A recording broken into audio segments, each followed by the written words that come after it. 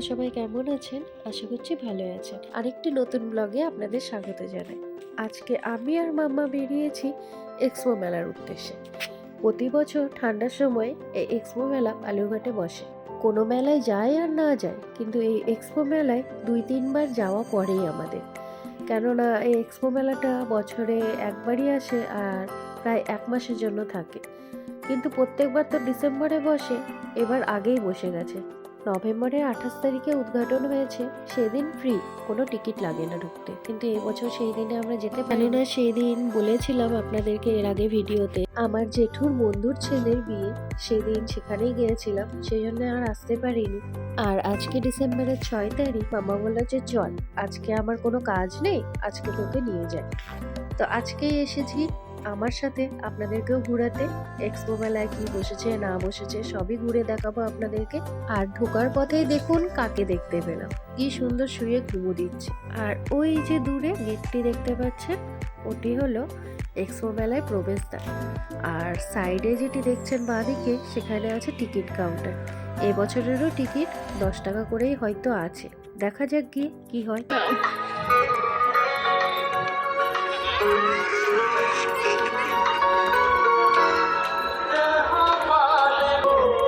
9 টাকা 10 টাকা।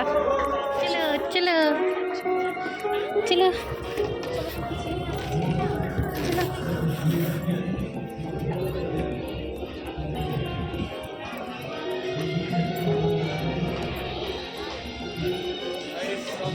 হাত ঠান্ডা হয়ে গেছে।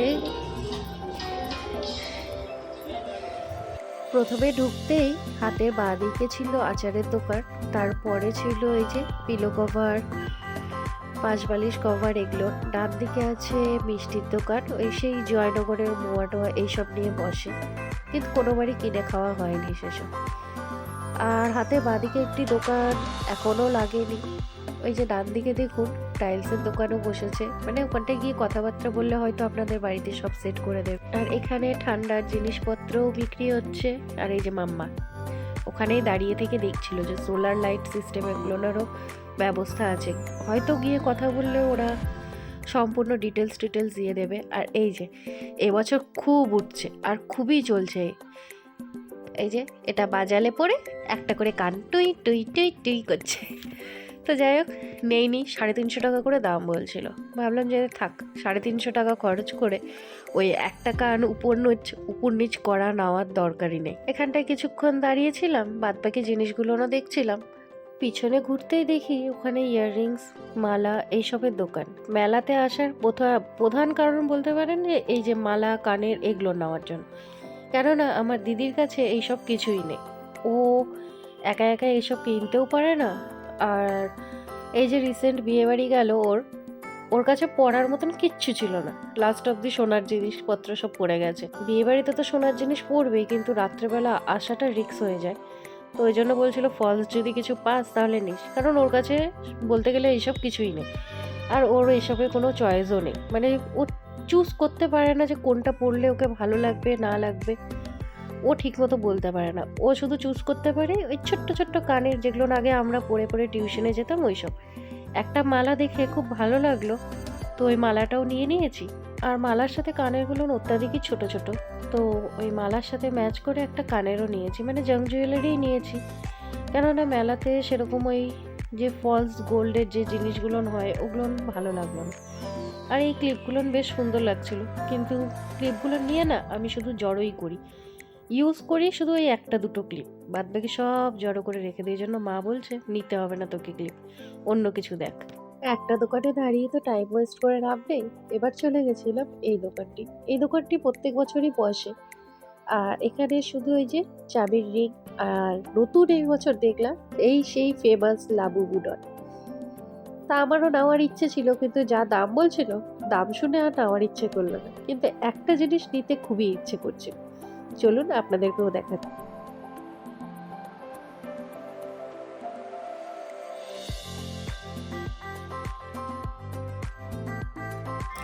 এইটা হলো সেই জিনিসটা, শিংচান। কিন্তু শিংচানটা একটু নষ্ট ছিল, শিংচানটা পারিনি নিতে। কিন্তু আরেক জায়গা থেকে সেম জিনিস নিয়েছি, কি নিয়েছি সেটা আপনারা আগে ভিডিওতে দেখতে পাবেন, ভিডিওটি স্কিপ না করে দেখুন। আর মাঝে কি কি দোকান বসেছে সেটিও আপনাদের সাথে শেয়ার করছি।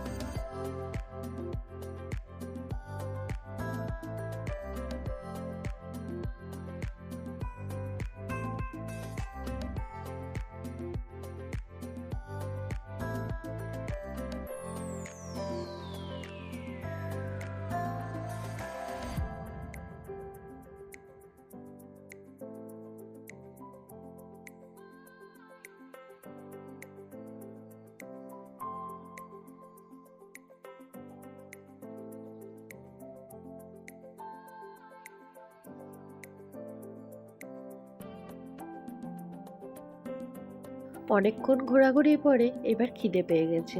খাওয়ার দোকানগুলোর দিকে যাওয়া যাক। এইদিকে বসেছে নদিয়া জেলার পাঁশকুড়ার চপ, আর ওইদিকে বসেছে আমাদেরই ওখানকার একটি পিঠেপুলির দোকান। আর ওই সাইডে তো পাপড়ি চাট, পাওভাজি এইসবের দোকান রয়েছে, ফুচকার দোকানও বসেছে। খেতে যাওয়ার আগে আরেকটি দোকানে একটি জিনিস দেখেছি, সেটিই নিতে যাচ্ছি। এই যে কিছুক্ষণ আগেই বলছিলাম না শিংচান, কিন্তু শিংচান তো পাইনি, পেয়েছি একটা ডোরেমন। চপের দাম দেখে আর মাম্মার চপ খেতে ইচ্ছে করলো না, কেননা আগের বছর চপের দাম ছিল 10 টাকা।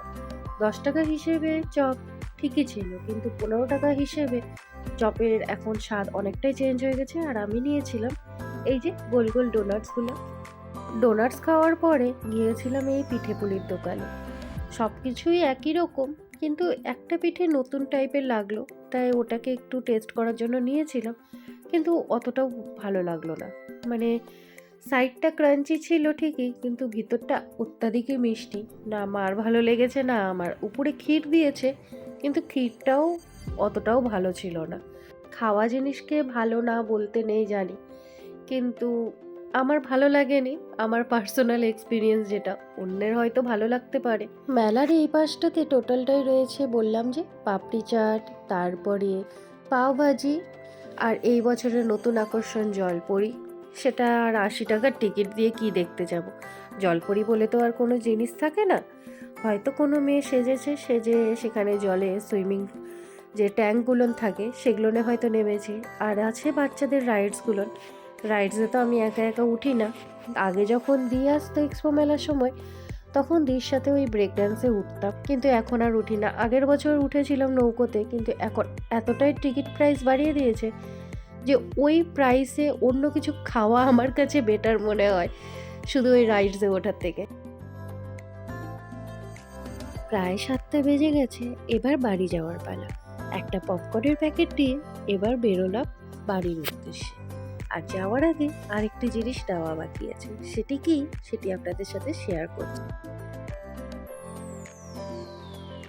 প্রতি বছর মেলা থেকে বেরোনোর পথে এই দোকান থেকে মালপোয়া নিয়ে যাই, কিন্তু এই বছর আর মালপোয়া নেব না, নেব একটু গজা।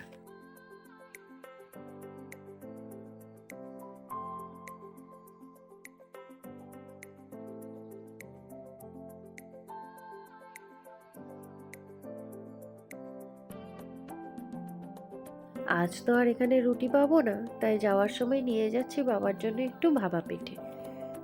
পাপ্পা এই ভাপা পিঠেটা খেতে খুবই ভালোবাসে, আর একটু দুধ দিয়ে নিয়ে নেয়। সিম্বাও খায়, সিম্বাও আমাদের এইসব ভালোবাসে খেতে। তো একটু পাপ্পার জন্য ভাপা পিঠে নেব। শুধু পাপ্পার জন্য না, আমাদের দুইজনের জন্যও নেব। আর মেলায় তো একটু চুটুর পুটুর খাওয়া পড়েছে, এই দিয়েই হয়ে যাবে আজকের দিনটি।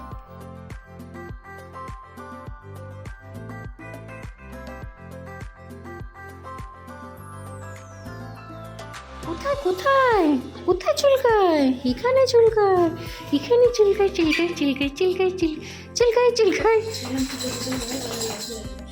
আজকের মতন ভিডিওটি তবে এখানেই শেষ করছি। ভিডিওটি যদি ভালো লেগে থাকে অবশ্যই ভিডিওটিতে লাইক করে আমাদের চ্যানেলটিতে সাবস্ক্রাইব করে দেবেন। দেখা হবে আরেকটি নতুন ব্লগে। সকলে সুস্থ থাকবেন, ভালো থাকবেন এবং বাইরে যে বাচ্চারা আছে তাদের একটু খেয়াল রাখবেন। টাটা।